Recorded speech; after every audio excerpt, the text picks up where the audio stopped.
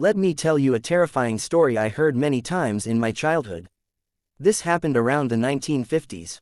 My grandmother, Alice, was 7 years old, and her mother, Margaret, was 26. After the passing of the family's patriarch, they moved to a rural settlement to start anew. Margaret was hired by a construction team to weave reed mats, while Alice started first grade in a small local school. The village was still growing, and about 4 miles away was a large farm estate, where workers from nearby settlements went to collect their wages.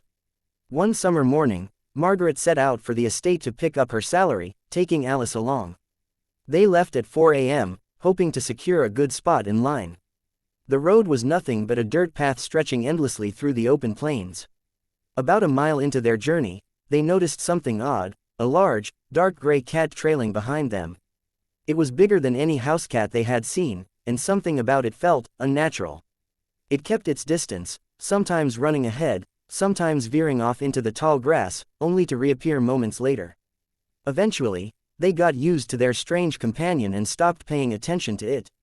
But when they were about 1.5 miles from their destination, Alice, being an observant child, realized something unsettling: the cat was gone. They walked another mile in silence. Then, up ahead on the road, they saw it again. It was sitting with its back to them, completely still. Alice, relieved, called out, "Here, kitty kitty." At that moment, the creature turned its head around unnaturally, without moving its body. Alice gasped, "Look, Mom, what a beautiful cat." Margaret barely had time to react before the creature did something impossible. It laughed. Not a normal cat's meow. Not a growl, but a deep, human-like cackle, mocking, chilling, and echoing in the open fields. Then, it repeated Alice's words, mimicking her with eerie precision.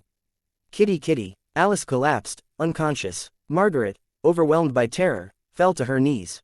Then, just as suddenly as it had appeared, the creature darted into the fields and vanished.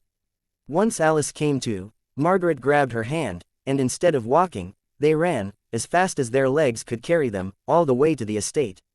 For the rest of her life, Margaret was convinced that they had encountered something not of this world in the vast, empty plains.